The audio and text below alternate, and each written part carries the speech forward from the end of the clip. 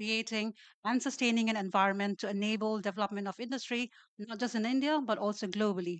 So when we talk about the industry transition in emerging markets and developing economies, there is no better stakeholder than CII to lead the way. We are very grateful to the CII for these partnerships, and we look forward for more collaborations in the future. With that, let me now welcome Mr. Samir Ashta, the member of CII National Committee on Power and CFO Apraava Renewable Energy, for opening remarks and setting the context for this session. So you have the floor.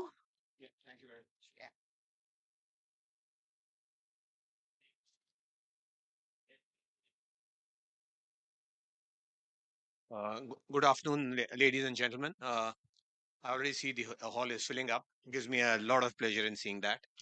I'm going to be speaking for the next 15 minutes, and I hope I keep to time so that there are many more illustrious speakers and you can learn from that.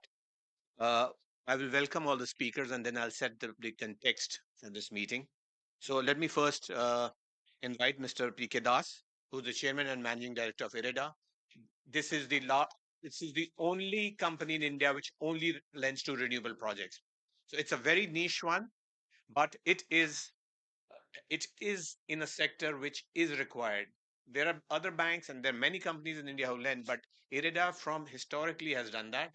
And just to add another word and a round of applause, IREDA has just come up with their maiden IPO and it has set the capital markets on fire. And why I'm highlighting that?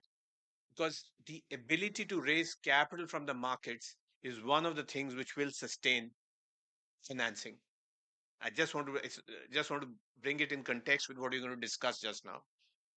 Next is Mr. Anil Jain.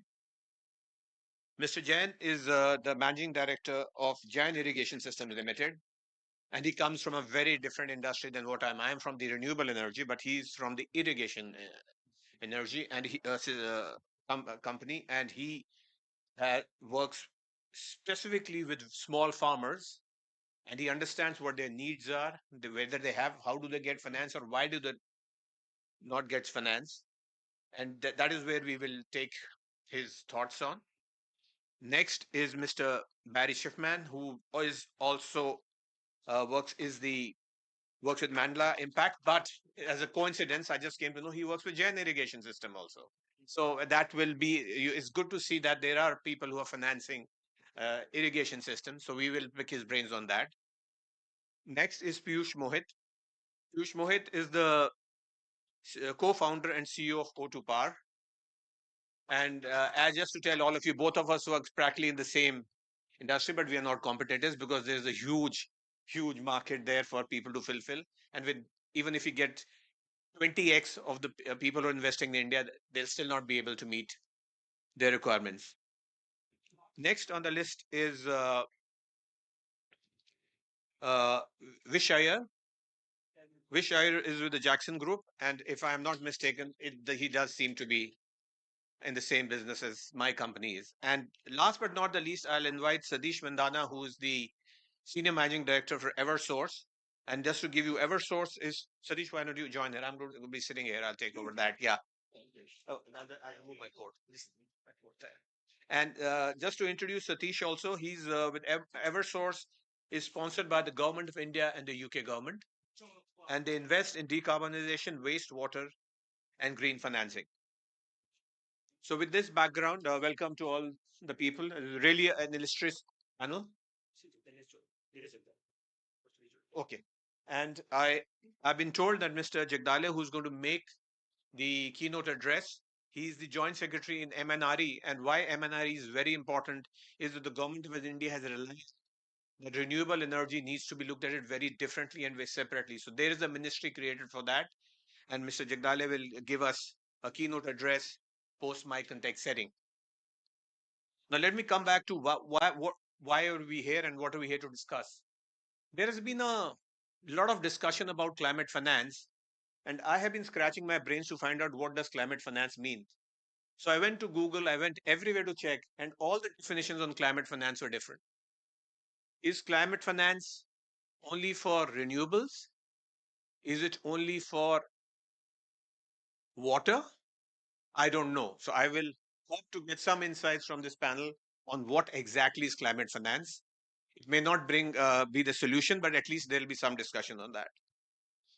The next thing which I want to talk about is that while people across the globe have made commitments, the challenge lies whether those commitments have translated into disbursements. That is very, very important. Making a commitment is one thing, and disbursing is something else. And for that, I can talk about Mr. Das. His company doesn't only commit, it also disburses. That is the key. The chain doesn't move. A commitment or signing of a loan agreement is not the aim. The aim is the money must reach the people who need it. So, all these statements which are made are good, but the proof of the pudding lies in the eating. So, we need to disperse. That's the second context. The other, which is very important and not specific, is what we are seeing that the share of loans to the global south or emerging economies is not increasing. And why is it not increasing? So there is a perception that there is a very high risk lending to emerging economies, or a new word which is now coined called the global south. I think that I hope Satish will be able to bring that in context with when he's moderating the session. On coming to some of the specific parts, when I talked about targets, there is a target to raise 100 billion US dollars in 2020 and disburse that money. We haven't seen much on that front. The other thing, which I should be happy about, but what we have noticed is that most of the disbursements are biased toward which sector? If you can take a guess, it's only one, and that's renewable energy. The question is, there are many other sectors which need climate finance. The SDG goals are there are so many SDG goals, and each and every of those goals needs climate finance because in the end they are impacting the climate.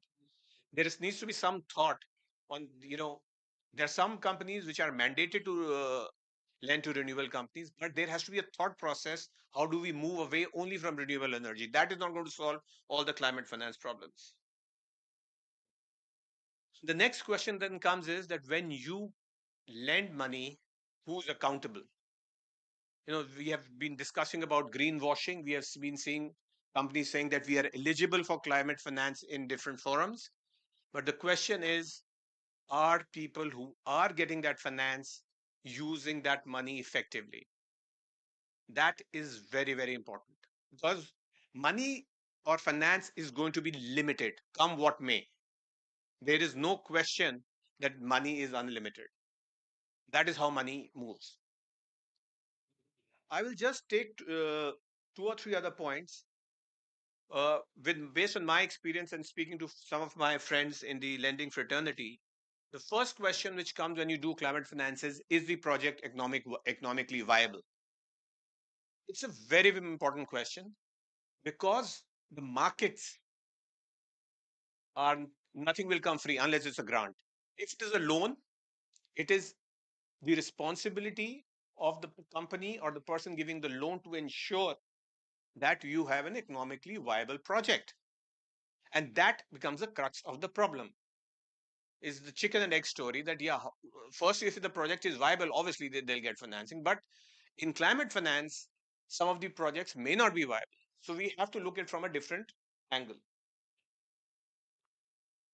The other thing, which is many people have not spoken about, is there enough data? Where is climate finance required?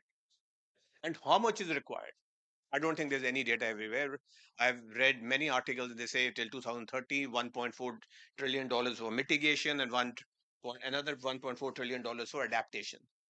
But do we know where it is? When it is required? How much? It's a vast ocean, but we do not have data for that. The other thing which is very key to this discussion is our financial markets are not designed for climate financing. Our financial markets see what is the cost of borrowing, and that cost of borrowing depends upon what developed economies interest rates are, because that moves the money across globe. I'm sure all of you who read the articles about the Fed governor, the first thing they want to know in his conference is what is he going to do to the base rate? And it changed the whole system. But nobody asks him, what are you doing for climate finance? That's on nobody's agenda. So when climate finance is not on the top of agenda and the way our financial systems are made, it becomes very difficult to put a proper balance on between climate finance and cost of borrowing. Last but not the last thing is,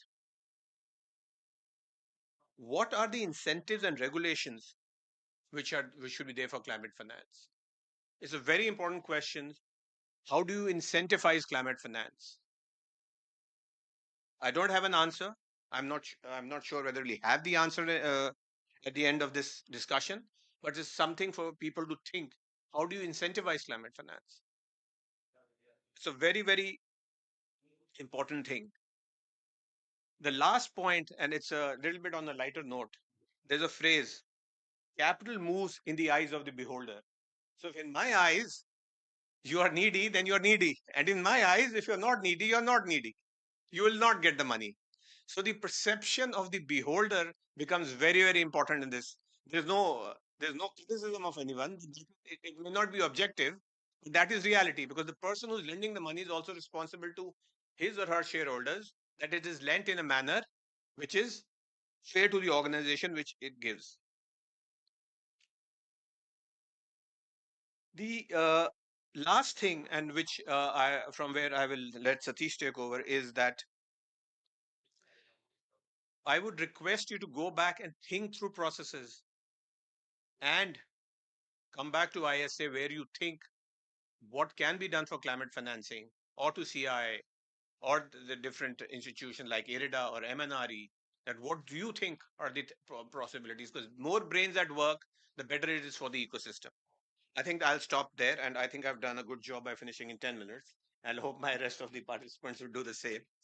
Yeah. So sorry, I forgot, and Satish corrected me in my exuberance. I forgot. Mr. Jagdale is not here, so but Mr. Jagdale, I hope I have said the opening remarks, and I leave it to you to do to justice this. I'm sure I have not done justice, but you will obviously add a lot of flavor to what I've said. Thank you.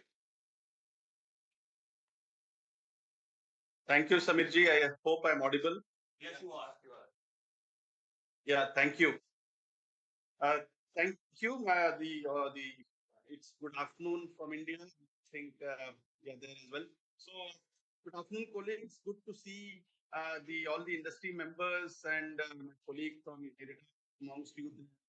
After a successful IPO, he's riding on a good successful IPO uh, launch of IRIDA.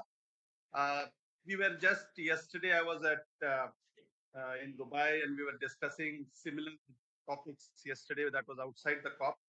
But I think it's good that the ISA and CI together has brought these discussions on the sidelines of the COP within the all the discussions that are being carried out in the urgency that we all desire and the need that is felt for industry transition, the transition in the industries, both obviously emerging markets and developing economies, and the kind of finance that we all are expecting to raise from now on till 2030 would be critical in our journey towards achieving the clean energy transition.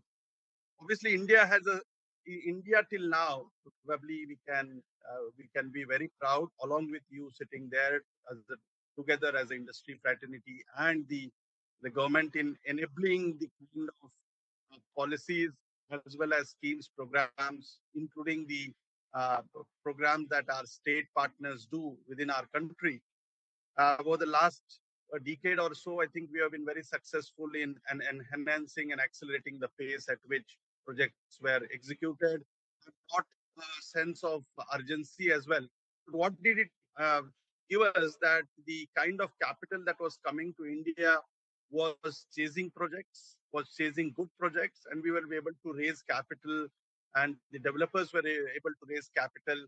I give that credit obviously to the developers first in ensuring the kind of robustness in their approach towards bringing finance. Second, to the investment community to keep confidence in our policies and programs in the India as market, India as a story as such. So these two attributes have delivered results. But I think it's not enough. Obviously, we are at around 44% of our capacity that coming from renewables, coming from non-fossil. We have still too long way to go. We would need financing capital in our country as well. But when we are leading this story and we have brought this entire story to the global south as we all speak, our G20 presidency highlighted the urgency, highlighted the need, also gave us some kind of insights on how this can be done in bringing out the principles on low cost financing for energy transition. During our G20 presidency, we also talked about the new kind emerging technologies that needs to be focused. in How the matured in the technologies can be differentiated from those which are now emerging, that are very critical for decarbonizing the not only the grid, but I think mainstream industry as such, which also talks about that we have to move and customize our needs to uh, not only electricity but in overall energy approach in also ensuring the feed and the feedstock that goes into a process, thus by thereby having a complete sort of solutions for decarbonizing the entire industry. Effort has been on electrifying the economy as much as possible as India is concerned. Effort has been made to greening the grid, and efforts will continue. And you see that sense of urgency with the kind of tendering that we are doing. We were reviewing it today. Out of the 50 gigawatt trajectory that we had laid for the current year and next 4 years from now, out of almost 31 gigawatt of bids have already been issued, and the rest are already planned for issuance from now on. So the supply side in terms of the bidding, the bids that are required, India has already gone ahead and has shown that the pace needs to be now reflected on the execution part. From the demand side, there are certain interventions that we have done in creating a robust obligation for the distribution companies and as well as industries also to look at renewable energy, into their holistic electricity scenario, and also as a total renewable energy scenario, which most of the industries today, and I was mentioning this yesterday also, Samirji mentioned very, very valid points during our yesterday's discussion, and he has highlighted those today. But yeah, I would be very happy to see the industries today coming there, including I see the kind of variety that we have. There will be a lot of insights that we should get in the next half an hour of discussions or so. From the Ministry of New and Renewable Energy perspective, we have been trying to bring in that handholdedness with industry to see what interventions we need. I'm sure IRIDA CMD will speak about the green taxonomy that we have put up now for consideration within the ministry and then going to the government to really that India comes out with a green taxonomy, identifies the technologies and identifies the process by which the capital will be infused, and also we can see whether the cost of capital also can be optimized for better returns and ensuring the technologies that require some kind of interventions. Obviously, green hydrogen, storage, offshore wind, these are high value items. They would need some kind of high handholdiness for the initial years and until they become mainstream activities as well. So that's where we are. Obviously, when we talk of large capacities, we also are very insightful that the distributed RE also has played a huge role and is going to play a huge role in our economy. And that's also for emerging markets. The developing economies and ISA has been advocating throughout the last several days about how International Solar Alliance has been able to aggregate demand, has been able to really project the projects that can give access, that can also give clean energy to those countries which have been deprived over the last several decades of energy as first, and then clean energy as a part of the second priority in that case. ISA also has come out with certain plans that they want to raise the capital for facilities, I can say solar facilities, to see how in emerging markets the risk can be mitigated through innovative applications and getting the blended finance. Or first is actually putting up the projects, and secondly is for ensuring the the return. That means how these facilities can give a guarantee or a payment security mechanism can be created out of that. So there are certain examples that the international agencies have been doing. We have World Banks and ADB trying to do some bit of that. The Indian banking system, which IREDA has shown over the years, dedicated agency. Similarly, the PFC and REC are being now following the footstep as well, and they have the huge appetite to fund huge projects coming across the Indian continent. And I'm sure they will also look at the markets for them, which goes beyond India in few years' time as well. So with this, I would like to really see what our industry panelists are going to recommend us their concerns and their feedback as well. What needs to be done? What interventions we would need to take it to the Ministry of Finance as well. But as a from an Indian perspective, but as a global scenario, there is discussions on global concurrence, global implementations of policies and programs. I think what we as a country have projected today, we have shown some kind of successful ventures in the recent years. I'm sure that there are many countries which are watching us and which will be following us, following our footsteps, and we will be very happy to bilaterally discuss some of the success stories that we have achieved with other countries as well. And that's the kind of motive that we have. That's the client that we plan to have in next few years as well. So thank you for calling me. My apologies for not being able to be. I know Surinder there was we had initially I was planned to be there amongst you to discuss in person, but due to some meetings, I had to come back yesterday night, and I thought I will at least join virtually to listen to all of you. So I thank all of you for hearing me patiently, even though virtually, and all the best for the panel discussions that are going forward. Thank you, ladies and gentlemen.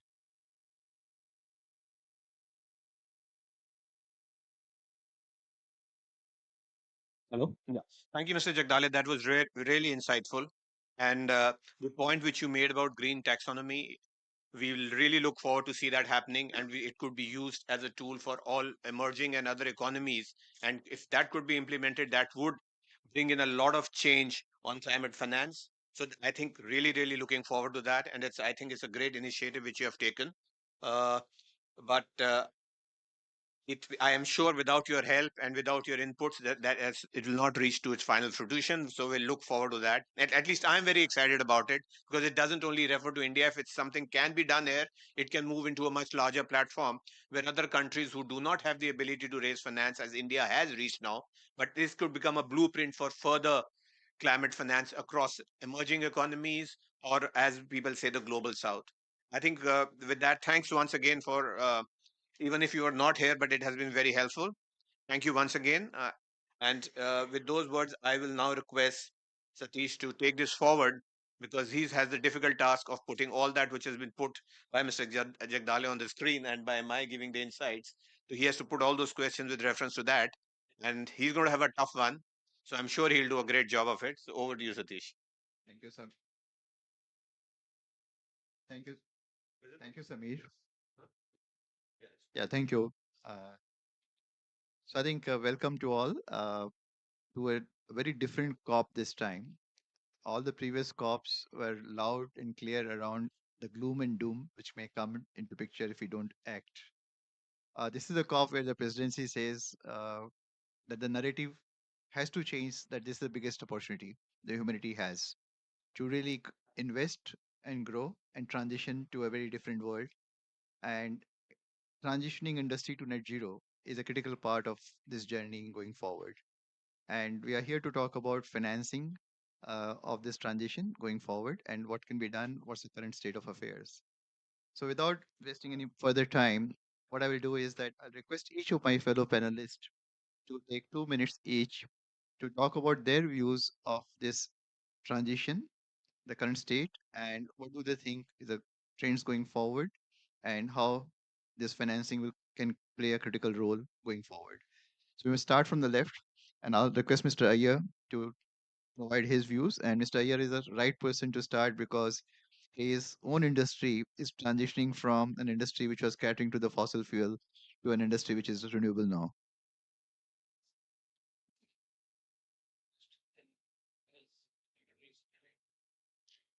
Thank you, Satishji, for the kind words, and good afternoon to everybody out here. So, just to quickly set the context, I was just thinking about this conversation that I was having with one of the asset managers yesterday, who currently manages a few $1 billion in across emerging markets. And the phrase sort of stuck to me. So he just simply mentioned, when we were talking about challenges, that they face in emerging markets while they deploy money.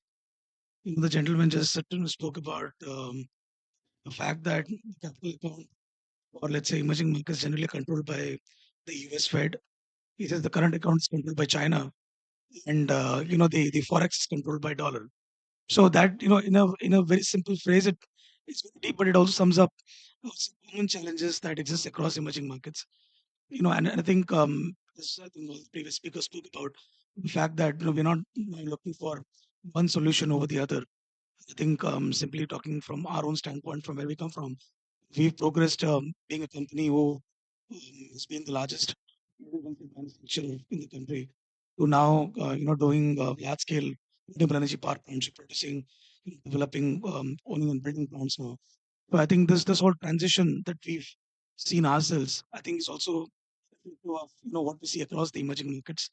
And second is, I think, the need for these solutions are thick and fast. I think I was you were hearing some conversation by our DFIs, especially they're from Merida in the morning, the panel. I think, spoke about the kind of speed that's required to deploy capital, which again has been highlighted by all the earlier speakers. So I think it's going to be the challenge that I see being common problem that's being spoken about and being solved. And also, solutions being shared. And I guess I want to talk a lot about India, because that's the reference base that we take here. But I think it's practically applicable across a lot of the emerging markets that we see. So looking forward to the discussion, and looking forward to hearing similar views from the industry leagues, as well as from the banking side. Thanks. Now, request Mr. Jain, who represent Jain Irrigation, one of the pioneers in the country in transitioning the whole irrigation sector, to talk about how the transition is taking place in his views on industry, and particularly in reference to his industry, uh, and the challenges he face, if any, around arranging the financing for the same, and what else can be done to really expedite and accelerate the transition. Thank you, Satish. Good afternoon, all. So, we are involved in terms of SDGs, right? Water security, food security, and energy security, all three different aspects of business. We deal with large number of small farmers, literally about few 100,000 farmers every year. We help them transform productivity while conserving the natural resources, like saving water, soil, etc. In terms of financing and in terms of climate impact, farmers are facing huge amount of climate change and its consequences. Untimely rains, too much of rain, too less of rain, impact on wheat productivity, destruction of the crops. These are the things which you hear more often in more frequency. And farmers do not necessarily have proper insurance plans in terms of financing. That's one for sure. We as a company, we decided to set up an NBFC to help farmer, to give them loans and so on. But then the government announced loan waivers, and those loan waivers only were applied to commercial banks and not to NBFCs. So it created huge problem. And we had already financed about 50,000 farmers, and it created a big issue there. And in terms of the panel here today, a lot of people about solar energy, solar and wind projects. Another important thing one needs to think through in terms of financing is that, in terms of also climate change, are we able to finance the farmers directly to create solar panel on the farms, under which they could also grow? We have developed technology what we call agrovoltaic, where you could do farming and also harness the sun power at the same time. However, and the farmer can inject that energy to the grid. Today the governments provide almost free or very low cost power to the farmer, and it causes imbalances to all the utilities in the country. And here farmer can actually generate energy and He can just do the net metering, and he does not need then uh, consumption. But the IRIDA or other agencies need to find a way to finance the investment, original investment. He has no capital. So that would be another way to look at this.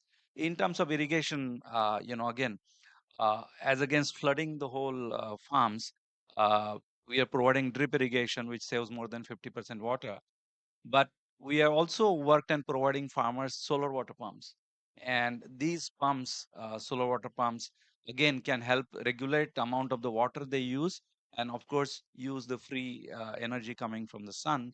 Uh, Again, that is being done through some extent at the state level and through a center program. But I think the total availability in terms of finance which needs to be done is far more than what is being done today. So this transition is required at the industry level, but it is also required at the end user level in these markets, agriculture markets, and with the farmers. Then it can totally change. The last part is in terms of agriculture. If farmers use drip irrigation, for example, and better practices, there can be a lot of this carbon credit, and that needs to be. We need to create ability to monetize that. So I will talk a little bit about rice. Today, rice is one of the important crop which is done under standing water. With the technology which we have developed, you will not see any water, on the soil, but still you could grow rice. And that standing water creates huge amount of methane emissions. About almost 14% of emissions from agriculture go through the rice growth, right? So that can be totally eliminated, and that value, if it can be captured, right, and that would help farmers invest into these kind of irrigation systems and efficient ways. So there are multiple solutions are required, but as of now, I think generally speaking, over last 2 decades, people's focus have been more about solar and wind, direct large projects, injecting into the grid. But these other levels where you can bring efficiency, productivity, and actually prosperity, especially of the small farmer, that has not been focused in an integrated holistic way. So I think as we go along and bring those solutions to the table, I think that would make a huge impact, as I said, on food security, water security, as well as energy security. Thanks, Mr. Jain. And that's a great example of not about only industry transition. His industry is really helping to transition the economy to a green economy, and also working to address few of the very important SDGs at the ground level. It's a great example that how you can capitalize on opportunity, which is a very large opportunity, and his industry has been successful in capitalizing that opportunity. Thanks for providing that insight, Mr. Jain. Now, let me turn to Mr. Barry Schiffner, and he is a private equity investor based out of US, investing into different areas, having a positive climate impact and climate positive businesses. So let him provide an insight about how he looks upon the industry transition to net zero and how the funding is coming into the picture to accelerate this moment. Thank you. I thank you all very much for your time and for being here. So I come from the perspective of finance and what are the financial solutions to the transition? And I categorize it from two perspectives. The first is innovation. So how are we innovating to enable the transition? And how is that process being funded and supported? And then the second, which Anil was just speaking about, is really the implementation. What types of projects are being supported at the ground level? And in our sort of context, it's really the farmer. What kind of projects and who is behind them, and what are the financing tools available to enable the implementation? Because the implementation ultimately is the way that we achieve our goals, and I think that's crucial. So let me start first on the innovation question. So I think in innovation, the good news is there's a lot of money allocated to these problems, to the energy transition. And in terms of where it's allocated to companies and investment funds that are solving for these problems through various types of technologies. The way that the kind of traditional equity investor framework is structured, which is really my perspective, it's either venture capital or private equity. When I look at how traditionally venture capital funds and private equity funds have invested, the nature of their investment term is very regimented by large institutional investors. So the good news is that if you're a fund that wants to invest in companies like Jan that are innovating in this sector, there are a wide array globally of limited partners that will support your fund in supporting those companies. The downside, though, is when thinking about both return profile and investment term, there is a very, in my opinion, an antiquated view on how that should be structured. Most private equity funds, most venture funds are 10-year fund lives. So what that means is if you are a fund that's investing in a company that essentially is building infrastructure, the day that you receive your commitments from your investors, till you deploy that capital, you may be in year two, year three of your fund life.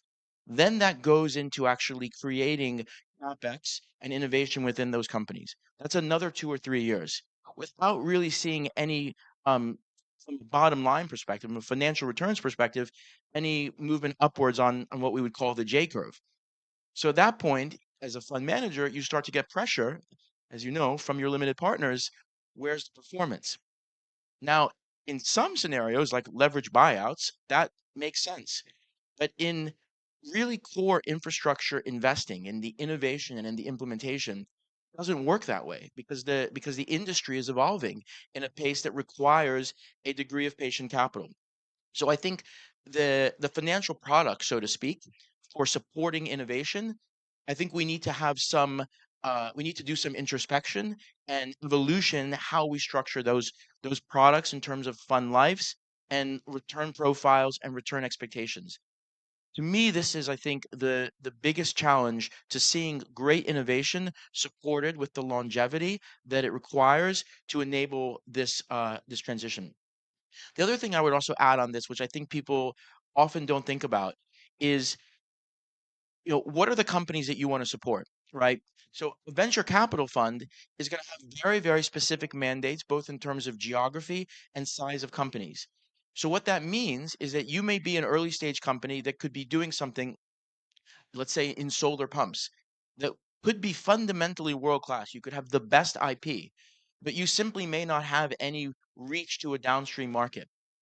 Uh, and that's fundamentally because the fund that is behind you is only investing in companies that are at your stage of growth. On the other side of the equation, firms like mine that are private equity firms, we're investing much later in the life cycle of a company. So companies that are, multi-generational, later in their growth, highly evolved. So our mandate itself is also highly constrained because we have to invest in companies with very specific EBITDA thresholds and a very specific set of requirements in terms of how fast we see return out of that company. So what that does is it essentially blinds us to some of the incredible innovation that may be at the startup level that could actually be implemented and scaled in the context of the larger scale investments. So that's the innovation side. And so from a standpoint of fund products, where investment funds have a role to play here, I think we have to do some evolution. And I know I often speak a lot longer than I wanted to, so forgive that. But uh, on the innovation side or the implementation side, the projects also matter considerably because how do you actually, you know, deploy world-class innovation like what Jan has in markets like Africa that need that. Where's the funding for that? Well, from either a venture capital or a private equity perspective, you're talking about a risk profile in greenfield that simply precludes even any initial discussion with what could be fundamentally a very significant and impactful opportunity. So that's the first issue. But then you say, okay, well, who do we go to, right? How do if I'm Jane and I'm looking to really scale, the incredible innovation that they have enabled in rice and in drip, um, that can really revolutionize, the green economy. Uh, Maybe you go to multilaterals, but even in the multilateral context. there's a time process, right? It takes years to get the commitments initially. The way that that is structured is a very high time frame.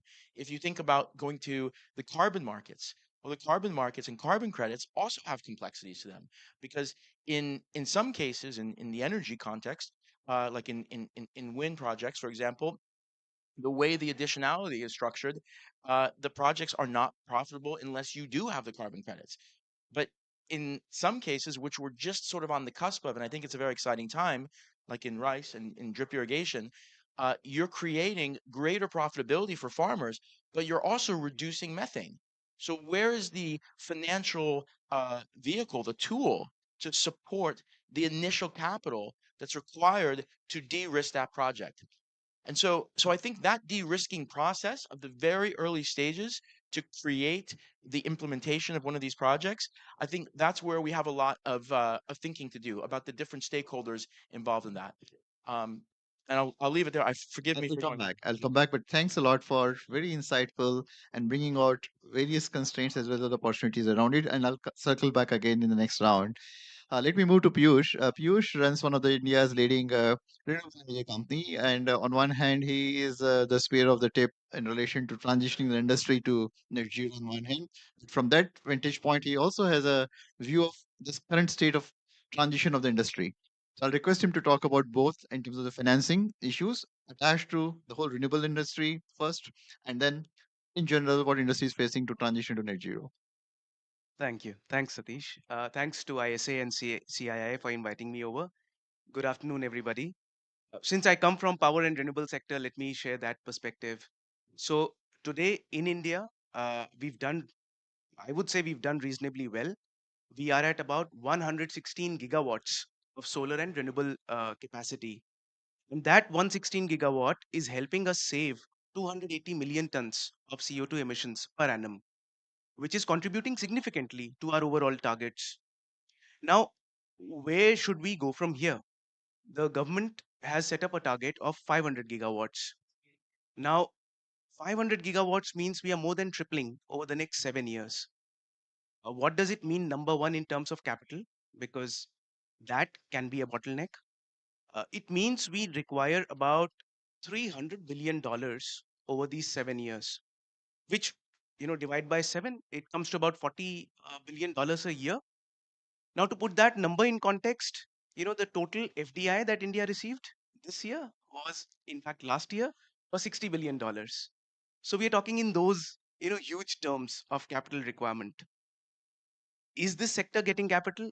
Yes, it is getting capital. Is it getting capital from all possible sources? No. We have a few lenders, and I would Mr. Das is here, IRIDA, PFC, REC. There are some other lenders who understand this sector deeply and therefore are comfortable in lending. In my personal opinion, what I've seen over the years is lending community becomes more comfortable as you start shaving away the risks. And what has happened in renewable energy sector, a lot of risks have been taken out. Payment security mechanism, I think one of the delegates was referring to it, whether it was state PPAs or central PPAs, now payment security mechanism is so tight that earlier when people used to talk about 12 months of payment delays, now at least at O2 Power, we are witnessing 20 days of average collection period. So that's one big step that government of India has taken, and that is really giving comfort to lenders. The other thing that has happened is the entire certainty on transmission evacuation side. Today, the way transmission is blocked and the way it becomes ready in time, that again gives comfort to lenders. Where there, I think we have journey to cover in terms of again giving more certainty to the lender community to be able to draw more capital. I think one is this entire question about uh, module manufacturing. I see we have an interest to make more in India, and it is good. Self dependence is good. But in terms of policy actions, I would say if the lending community is also involved as a stakeholder, government is talking about bringing in ALMM from next year onwards, next financial year, which means only registered module manufacturers would be able to provide modules to the developers. Now there is confusion, and I can say about O2, when we talk to a broad set of lenders, people don't understand all sorts of module manufacturers. The big ones banks are comfortable with, but once you put ALMM and the industry has to go to other module manufacturers, there is lack of comfort. So that is one thing where I think the lending community needs to be involved early on, so that they are also participating in those discussions. So that is one. There are other issues also, but I think in the interest of time, I'll just stop here. Maybe we can come to those points in the next round. Yeah, thanks, Piyush. Thanks to set the stage over there. But now I will turn to Mr. Das. For the benefit of others, Mr. Das is the chairman, MD of RENA, which stands for Renewable Energy Development Authority. They've been doing the pioneer work and much ahead of the time in terms of financing the renewable energy when people thought it's not something which is a commercially viable proposition. And they had a great success in getting public recently. Uh, Issue was subscribed multiple times. And I'll request Mr. Das to talk about a bit about IRIDA to just to set the context about the financing scenario. At the same time, how he sees financing of the renewables and financing of the transition being supported by the various institutions Piyush talked about. There's still a limitation. And if you see the opportunity which is standing in front of us in Indian context, we need to put up 50 gigawatt virtually every year if we have to meet our targets. And currently, we are putting up 12 gigawatt, 10 gigawatt every year. And there's a whole constraint around the supply chain at this juncture to be unbottled, and which is the biggest opportunity. And then to unbottle that, the enabler has to be the finance. So how he looks upon that, also like to hear out his views on that. Thank you, Yeah, Siddhas. thank you. Thank you. A very good afternoon and namaskar. First of all, I'll be grateful to ISA and CII for inviting me to speak on this occasion. Uh, Being one of our primary uh, organization who involved in formation of ISA, it is a privilege to be here and talk about it. Uh, if you analyze the journey of IRIDA of last 36 years, fair amount of experience we can gain, and that journey ahead we can connect with that, so that will become quite 36 years, and our ministry is there since around 4 decades, 40 years. And we started with single digit manpower, some 5 6 employees in 87. Now we have grown 30 times in number size, some 180 odd employees. Still the number sounds very small. uh, Knowing that we are the largest pure play green finance company in the country, which some others like Tata Cleantech and all, but their size is pretty small. Now, journey so far, what we have traveled, it is private sector who develops. Government comes in the forms of policy handholding only, be it in the form of capital subsidy or interest subvention or generation based incentive, maybe for solar, wind, whatever is there. And last 9 years, renewable has grown exponential in the country. And if you see in that sense and spirit, probably IRIDA has lost opportunity of initial 4 5 years of that 9 years. 3 years back, our loan book size was around 3 billion, and in last 3 years, after 33 years, we have the loan book size of 3 billion, and in 3 years we have added more than 3 billion. So now it is around 6 billion loan book size. So what is required for the sector when we talk about 2030, 500 gigawatt, another 320 gigawatt addition? So certainly we cannot achieve that if we continue to in the same speed what we did for initial 3 decades. So we need a hockey stick approach of growth, which IRADA has already proven.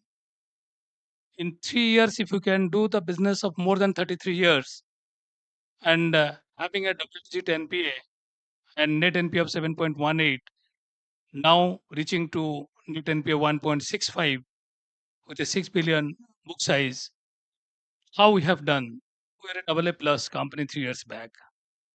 We upgraded to triple A stable. Any NBFC getting straight away 2 3 notch up from double A plus to triple A stable, it requires a fair amount of committed conviction, clarity. That is we call 3C approach of IRDA. If you understand the sector, then this 3C approach you can adapt, we have adopted. From a Schedule B company, we become a Schedule A company of Government of India.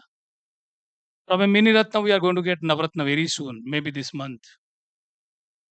Then our IPO, success of IPO, our joint secretary has spoken because he was for some time in our board and everybody talks. Actually, this success is success of the developers, RE developers of the country. You will not find any RE developer who has not been in connect with IREDA. If at all they are not, they are going to be, because the emerging space, they are certainly going to look at IREDA. And this success of Government of India, this is success of MNRE, this great grand success of the employees of IREDA, Team IREDA. We are confident of this success. When 32 rupees we opened and first day itself 87% premium we had, and the 2 days 100% premium. Today probably it is gone up to 2.18 times of the price. But I told my team, don't look at the share price. That is not your job. You focus on RE development. Let the stakeholder, let the developer look at it. See, this is an organization who worked silently for 36 years, not spoken much. Even the brand of IREDA was not known. It was mixed up with IRDA. And even the renewable was only restricted to solar, that kind of. So we need to have a fair amount of awareness, education, skilling of the masses about the awareness of RE and the energy usage and energy transition. Unless you know the energy usage, how many of we know 1 unit of electricity if you are consuming from fossil sources, 250 grams of CO2 we have generated. Now that kind of clarity, once every citizen or every user of energy knows, they will be conscious of it. And the children who are the future of, who are our future, for whom we are now concerned to leave them a livable world. That is what the climate transition we are talking about. They need to also know. And time will come once they know, instead of asking a plastic toy in their birthday gift, they'll ask Irida share as a gift. I'm sure, but I'm not promoting my share. Let us be, I'm putting that caveat here so that share price going up or people participating or not, that is another thing. But journey of RE development, the way we have done it, and the kind of culture what is required, we have fairly established it. But there are certain areas like in the agriculture sector or MSME sector, which has not been what it is required to be. Though the solar has grown times in last 9 years, if you look at rooftop solar, we have reached only 1/10 of what we targeted. Why? Because IREDA doesn't do that. IREDA is not designed for that. IREDA is not for retail. IREDA is for designing, developing the sector and making the sector transparent and matured, and then others should take care. Probably our ministry believed that banks and other agencies are there who can take up it, and particularly rooftop solar. In morning forum, I was with ADB and World Bank, both engaged two agencies, that is SBI and PNB. Despite having the line of credit for 2 to 3 years, lot of brainstorming they could not do, and then they were looking at IREDA. It was a very foolish kind of thing. I should not use that hard word. It is foolish. It is not that kind of intelligent idea that I should say, because this sector needs retail kind of presence. IREDA doesn't have that. If SBI and PNB not able to do, how IREDA can do? And I took a stand that it is not possible. It is better you redesign your structure of financing then only. So today I was happy to know from the ADB they have already restructured, redesigned, and they have made the now it is a blended kind of finance where the cost of fund is coming down, which was required. That is one part. Second, since it is retail, and when you have to particularly rooftop solar and Kusum, I am talking. Uh, we had around 7 to 8 Parliament committee meeting in last 3 to 4 months. You name any agency, including Finance Ministry and RBI, NABARD, anybody, bankers, REC, PFC, IREDA, all were practically hammered by the committee. Why you are not working out to make it bankable? Now, if it is not bankable, it is not bankable. Then you need to work, redesign to make it bankable. Now, see, I'm happy to share with you all. On 5th of this month, we have opened IREDA retail division. I'm sure post this meeting, this news will be spreading that IREDA is there for this kind of sector also. Already in NABARD and SIDBI, they are doing fair amount of good work. They've already started. But since the kind of progress what it was required, it has not happened. So our ministry is putting a thrust on us now that IREDA should come forward and work out and at least suggest that how it can be done. So we had created a division dedicated for IREDA retail. And apart from that, incidentally, we also sanctioned 58 crores of Kusum B scheme loan on 5th of this. So this 5th of December has been a game changer in the IREDA's business model. And I'm sure in the time to come, we are going to prove how this sector can become bankable.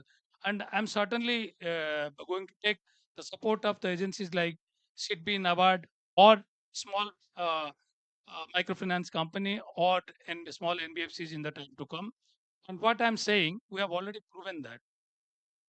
I'll just share one example. These e-rickshaws, they're the poorest of the poor in the economic value chain, who are normally charged by the microfinance companies at the range of 28 to 34, 36% loan.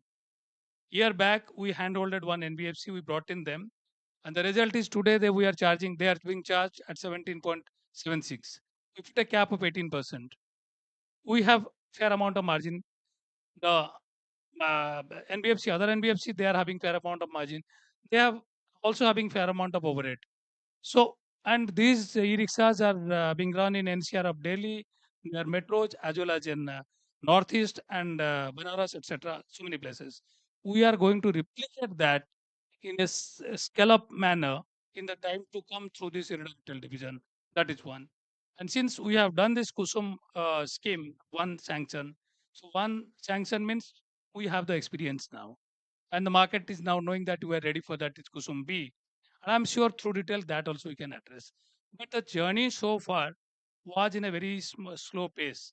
But as I said, we need a holistic approach. What we did in 3 decades, probably we have to do in 5 to 6 year time.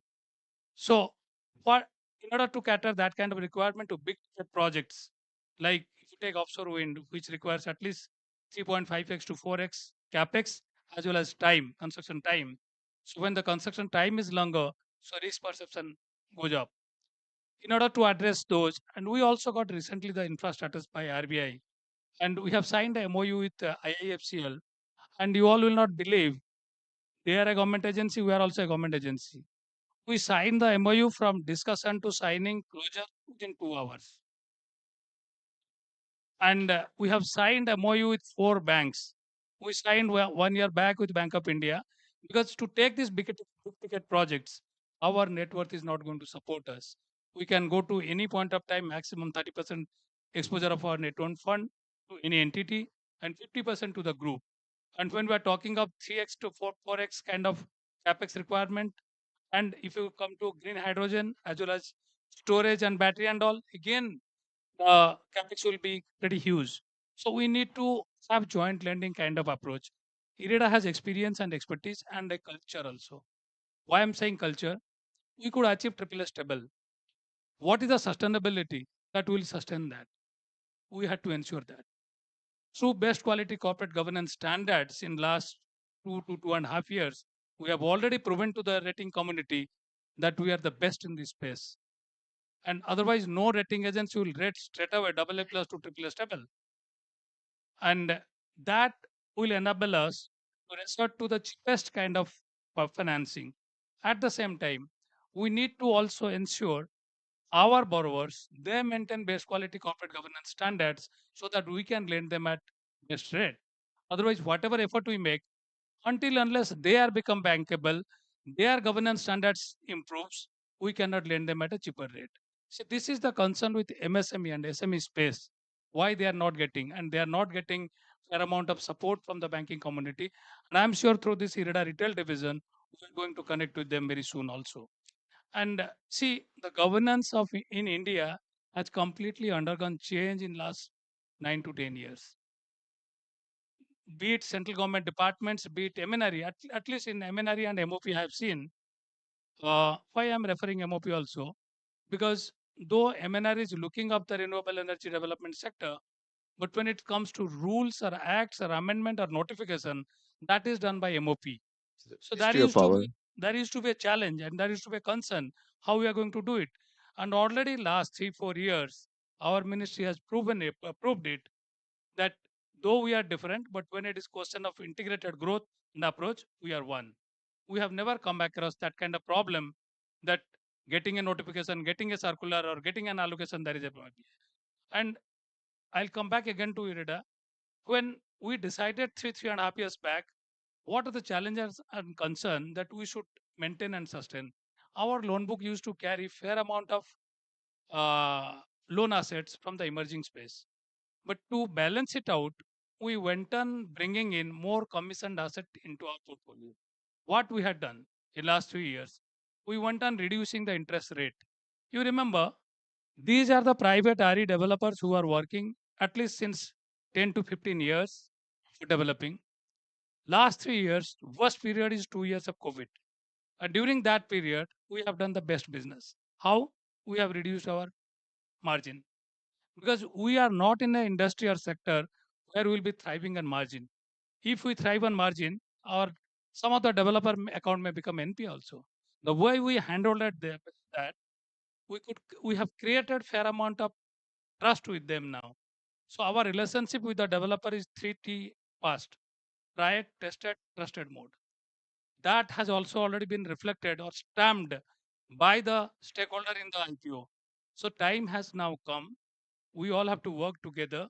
IIFCL, we have signed with 4 banks, that is Bank of Baroda, Union Bank, Bank of India, and Bank of Maharashtra. We signed year back with Bank of India, and after signing, we did a biggest transaction, 4,444 crores, where our exposure allows hardly 1,800 crores. Now balance what to do. We had shared with Bank of India and IIFCL. We did not have a MOU, but still we did. Now we have a structured MOU. So in the now way forward is not only RE project financing, we are going to do related infra also. So we have signed with IIFCL, and I'm sure in the time to come, fair amount of expertise they are having, and fair amount of opportunity we are envisaging in RE green infra, particularly in this green hydrogen and storage and e-mobility space. See, most of the coastal belt of India has already taken up the step to install manufacturing capacity of green hydrogen and its derivatives. And fair amount of infra is going to be created. We are not going to do general infra. Our net worth is pretty small. The kind of branding, reputation, expertise we are having, we can easily fully leverage our equity. We can fully within the RBI's prudential norms. uh, Beyond that, what we are going to do, we are going to share our expertise with other lenders, like with whom we have signed MOU, and with others with whom we have not signed MOU, that is particularly REC and PFC, because they are again our entity, because being in Government of India and MOP entity only, and they have huge amount of net worth available with them. We have the expertise, they have the net worth. We can jointly do that, and fair amount of fees-based income we are going to gain also. Right. Our team is concerned, if we start doing this, there is a chance of we losing good loan book from us. I said it is better if we lose, we will gain again. Don't worry for that. And any developer in RE in the construction stage, they do not focus on rate of interest. They focus on one who understands their nuances better than others, Yeah. who can finance them at ease. And we have enabled the best of the ease of doing business in place. We opened the office just 5 6 months back. That is a zero paper office. Yeah. This is, I think, And great initiative. What you just talked about. And Mr. Das, let me just interject over here. Probably the audience had a great insight into how the financing institution like IRIDA works and what kind of a journey they have traversed. I'll just take a minute to talk from each participant from their perspective, what needs to be done to really exploit this huge hockey stick opportunity which Mr. Das talked about, which needs to be done through bringing more international capital to the Indian market or to the cause of industry transition, and also bringing the domestic capital. So maybe a sentence each from one of you that what one thing which we need to do to attract more foreign capital to make this transition happen from the international sources? And particularly, I'm just parking the issue which was raised by Barry, and I'll come back to it, that which institution needs to come forward. And he's raised a very valid point around this whole transition.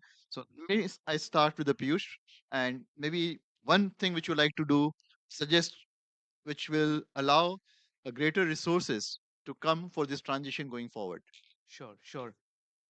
I think while the government has been while the government has been doing its job of coming out with tenders, but the other area where there's a lot of interest right now is on the C&I side, the commercial and industrial segment, where especially exporters, whether they are pharma, iron and steel, data centers, they are under tremendous pressure to reduce their own carbon footprints.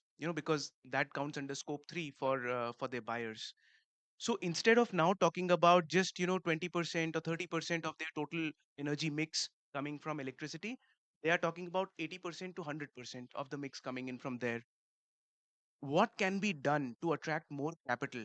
Number one, I would say, is our ability to get certainty on carbon trading. Today the voluntary markets that exist, they don't give a lot of certainty there, and therefore banks don't factor in that revenue stream when they look at the DSCR levels, etc. Right. If we can make sure that they are able to participate in the carbon markets, and especially for their surplus generation, they are able to sell that in the market, then that will attract a lot of capital. That is one. And that, while I say that, that will also require, to be able to give 80% CUF. uh, we as developers need to access merchant market Right. also for selling surplus power on exchange. Those need to be made deeper. Once these two things happen, I think it will give a Great. great fillip Great. to further electricity I think capacity two very addition. valid suggestions. Can I come to Barry? What will make you invest more in the cause of industry transition? In some ways, I think I'm actually going to be redundant because I agree completely with what you said. I think the carbon market really is a great potential because you have, a relatively infinite buyer for carbon credits. So the need is there. The capital exists to support the emissions of the world's greatest emitters, right? Problem I see with the structure of the market is that some level it's just opaque. Like it's confusing for a lot of people. So I think we need more harmonization at sort of at kind of the multilateral to international level. But the other side of it also, I think, is in terms of the audits, in terms of the certification process, that needs to be a lot more streamlined. So if you're thinking, and again, I come from the bias of thinking about these integrated projects in agriculture where you have green energy, but you also have green solutions like what Neil was speaking about in terms of drip irrigation in let's say a rice context, right?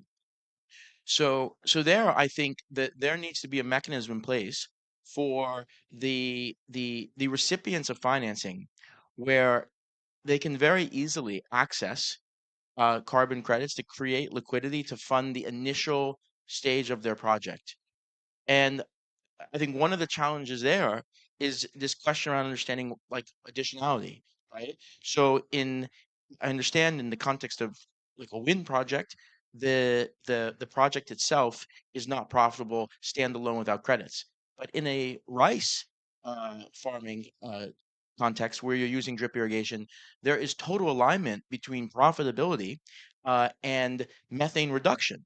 And so, how can we develop and incentivize those projects, which have significant, I think, ancillary effects Right. on other SDGs positively? How do we incentivize them, create liquidity for them very quickly? So, to me, that is, I think, that is front and center. Fine. So Jen, I'd like you to talk about you as an industry, Jain irrigation. We're the pioneers into the drip irrigation, and opportunity in India has been a humongous opportunity.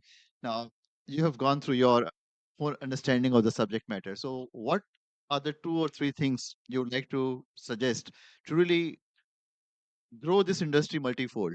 And what can be done to adopt a drip irrigation by much more larger universe of farmers than what it is currently over there? In one, probably one single suggestion on that. Sure. So as you know, India has about 140 million hectares under cultivation, and hardly about 10 million hectares of that is under efficient irrigation today. So long way to go. Uh, this means investment at the farmer level, right? This is a private investment. Uh, Payback is about 2 years, but access to finance is the issue from banking and so on. So some kind of a complete view starting from NABARD all the way going up to the local NBFC or local cooperative financing, uh, integrated and integrate that with the carbon credits they will generate, along with also give additional carbon credits for the water, because water Yeah, saving is also right. very important. And if you can do that and you can create this mechanism, if Indian government can work with the authorities, which create all this certification, and there are monopolies in that certification today, and it creates very difficult, way to measure these benefits. So if that can be solved at institutional level, and then financing all the way up to the last mile connectivity, I think, India needs to be do this not just for water and food security, but actually to take the 500 million people out of where they are to that higher middle income level. I think Agree. it's the only way to do it, and Indian farmers are able to do it, can do it, and in certain crops or certain clusters, we have seen enormous transformative impact of this. I understand. And assuming that that's done, in that case, is your company or industry, your industry, is prepared enough to scale up with the supply challenges and the financing challenges? Do you think that's not an issue at all? That's not an issue. Okay. That we can reach. So great to hear It's that. all about Great to hear that. extension. It's all about extension, right? Going Understand. to the Understand. farmer. But Understand. that is definitely Right. doable. And Mr. Das, you have been the pure play or a blue-blooded green finance company from inception.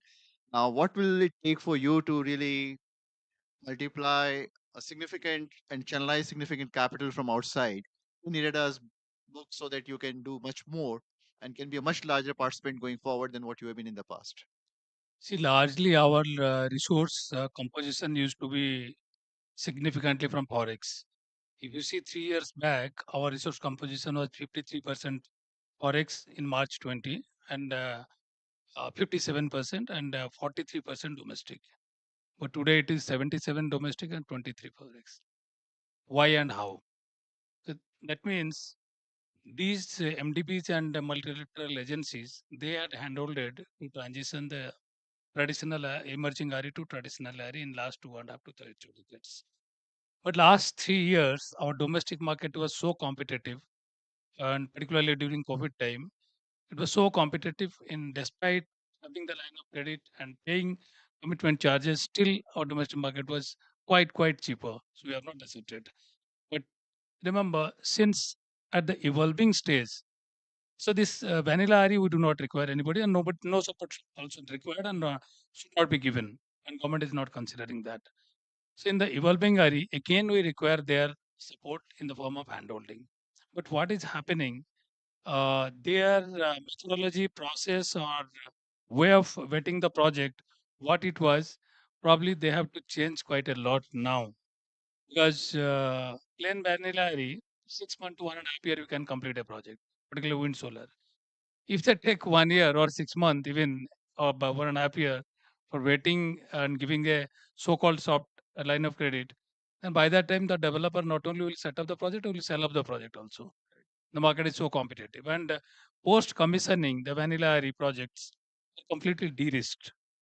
So therefore, they need to change their mindset from true concessional uh, kind of funding. Number one, by changing their process policy procedures for ensuring the speedy appraisals by them, so that it can truly beneficial to this. That is from their side. From other domestic lender side, since the big size project will be coming, a kind of fair amount of joint lending is going to happen. Right. That's So right. the system in place, transparent manner, or can reach out to a single platform where the joint lending can happen. Otherwise, what happens? The developer parallelly have to work many places. So what IREDA has planned that since our net worth is pretty small, and the moment so we are going to adjust very fast. So you will So be beyond that, we'll be taking a syndicating. lead Yeah. role. Yes. That is one. And from government side, government is working on regularly, and every month the stakeholders meeting is happening with the secretary level, and every quarterly with the minister level. Even apart from that, any specific issue, honorable minister calls for intervention. We in IREDA also probably only one institution who is doing every quarter stakeholders meet to understand the challenges and all, and then capturing those input into the actions. Understood. And this government has to come in with a defined green taxonomy so that the defined green market will be there for debt capital, so that the global ESG funds or other superannuation funds, Can come in. they can have a safe zone to invest, even though they want now, they could not. See, it is only as I think it this has is a been very told. important Yeah. point which you just raised to Mm. really attract the foreign capital into the country. I think And also apart from that, good governance has to be in absolutely. place. So that's The a given. developers has to ensure that. That's a hygiene factor. Yeah. Without that, nothing can Yeah. happen. Yeah. But question to you: your book, you're listed now. Are you going to raise green bonds for foreign market? Are you going to raise resources from foreign market using the green We bonds? had already done in the past. We had the first agency to have green masala bond in 2017. That is matured. We are only waiting for our listing to happen. Because whatever you say, though we have given the best quality corporate governance, I think I'll clarify why I'm saying best quality corporate governance. If I tell you, will believe that we are best in India also, agenda which many people do not know. Normally, when you talk about corporate governance, people look at Infosys and TCS. See, we have been publishing our audited result every quarter, full audit. It is not limited review since last more than 2 years. And not only that, we do quickest. We publish our half yearly result in just 23 days. When people are struggling till 40 days, 45 days to do limited review. And we did our annual audited result in 25 days. And we did the AGM in 90 days. Apart from us, only TCS and Infosys did in 88 and 89 days. They are not subject to government audit, which requires 60 days. So, despite that kind of adherence, we could do it.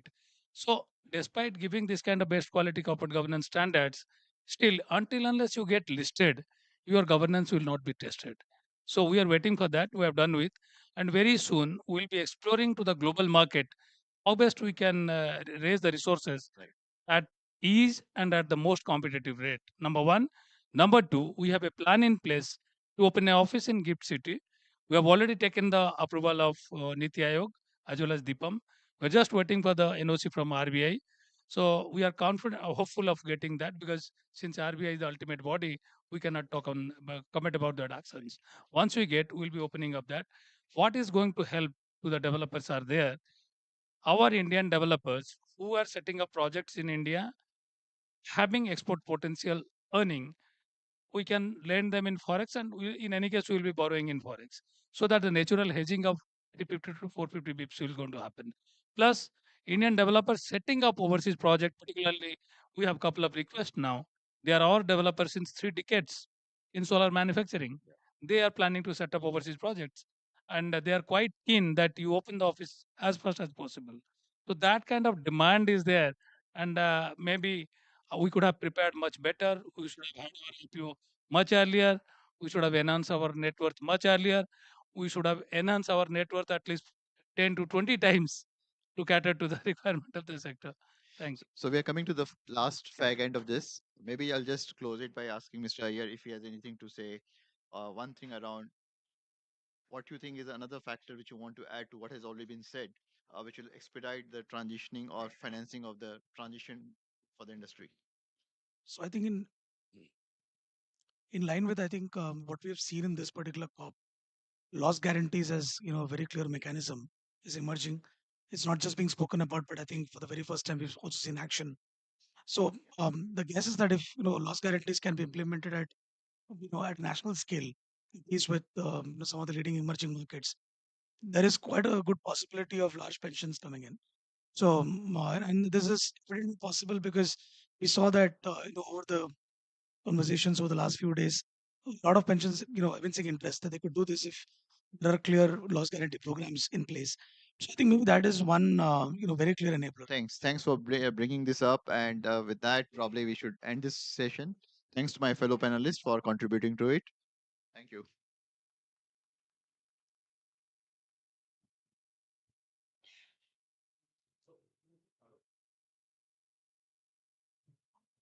Okay. We can't let you still go away. Uh, there's another part to this, and which is an interactive session. And based on what we have discussed, I look forward from the audience to some feedback. If you don't give feedback, then you also can't leave this place. So, Without any questions, session will not be complete. yeah, that's what I said. But I used a very yeah, yeah. If you can introduce yourself and then My name is Ankit.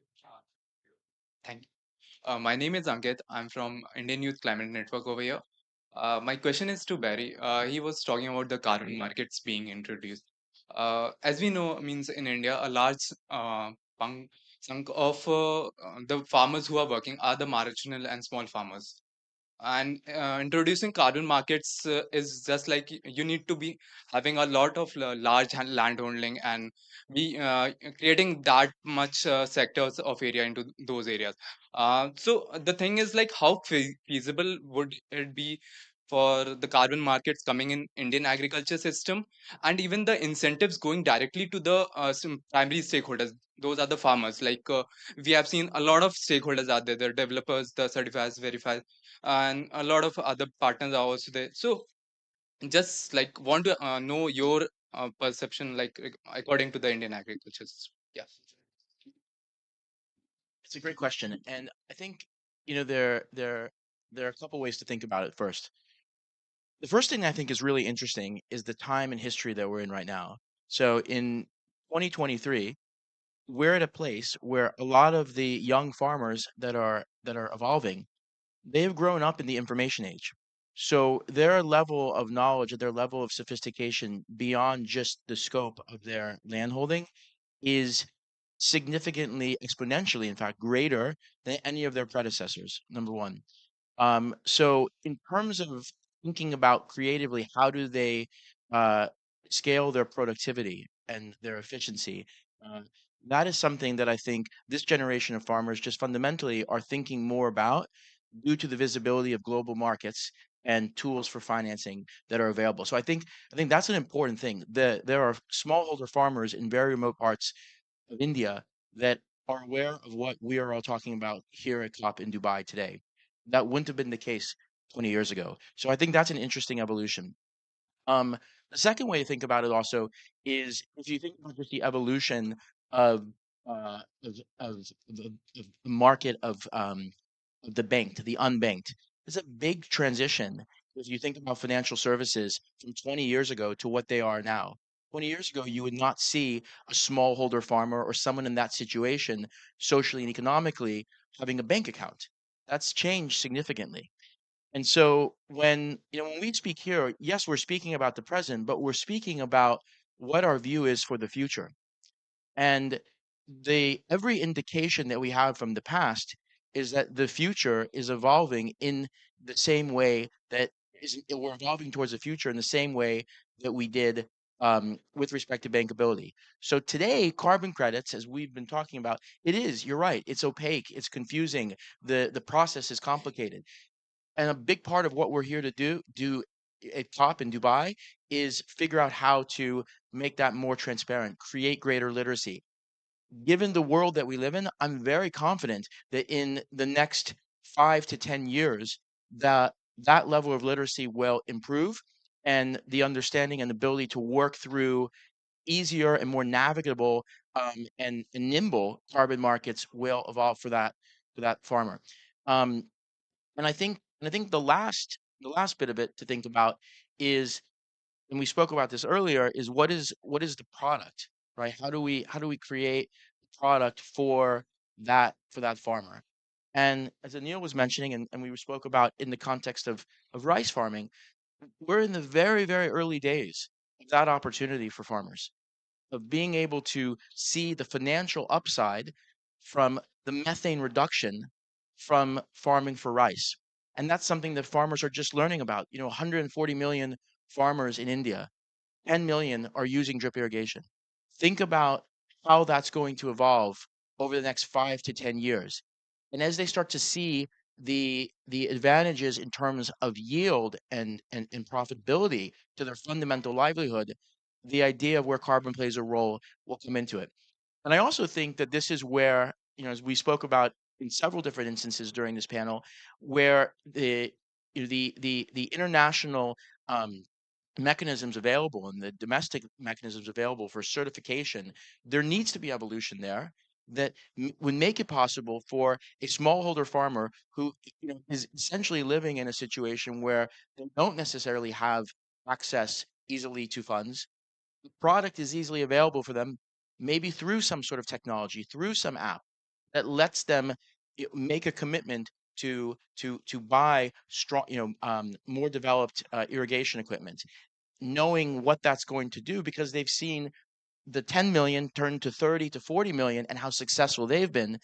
They can see that and access carbon credits that will unleash liquidity for them to fund the initial capex. That's really the key objective on that type of farmer is how do you unlock liquidity to fund that capex initially. And I think that the product will necessarily evolve. It has to evolve. So I'm quite optimistic about that. Okay. I think if there are no more questions, and we had this session right in the middle of lunch, there'll be a lot of hungry stomachs. But I'll just summarize what we discussed. One is great ideas from Mr. Jain that innovation is very key, and Barry also emphasized on that. Uh, I heard about the de-risking in the early stage. Mr. Das brought in terms of how to reduce risk, and I think it's a great initiative to move into retail. And you move into retail, the farmers get a chance. It's not retail about people like us who own homes. When you move to that, and on a lighter note, I will request Mr. Das if IRIDA can also become ICFDA, which is AI International Climate Finance Development Agency. I think we put a lot of emphasis on carbon markets and the certification process on that, and the appreciation that loss guarantees are being going to be implemented, which will bring in large pension funds to invest. So that's what I took away from this session. I'll request now Piyush to give the concluding remarks and then close the session. And I think it's great if we do it within the next 2 minutes so that we can complete ahead of schedule.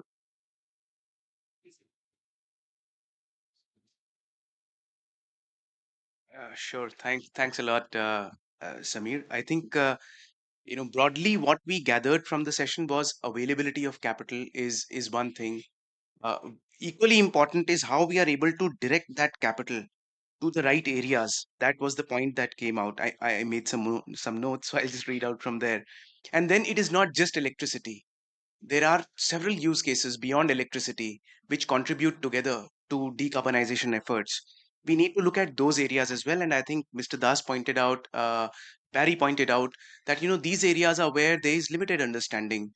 Banks may not are trying to understand electricity, which is a fairly mature sector, deeply. These are evolving areas. So effort needs to go to grab a deeper understanding of these newly emerging areas. Uh, we heard about some special use cases which directly benefit people like farmers, methane reduction in rice cultivation. Then we heard about harmonization of carbon markets, how carbon markets can really add value to the revenue streams that we are looking from these sectors. So with that, I would say, if we look back, and this is COP28, if we look back to the previous COPs, and then we say, how far have we moved? Initially we spoke about 3 degrees of temperature reduction using whatever we plan to do till 2030. Now people are talking about, oh, we are reaching there, but we are not at 3 degree trajectory. We are at 2.5, 2.9. Some people are looking at the glass as half full. Some are looking at it as half empty. From my perspective, I think it's a academic discussion whether the glass is half full or half empty. It is basically that glass where nature pours her elixir for us to thrive and survive. And it is very important to preserve that glass. Don't bother so much about it being empty or full. we need to do all we can in every way possible to preserve that glass.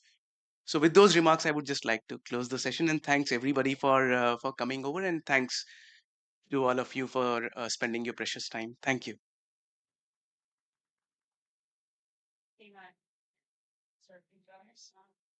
We have a small token of appreciation. I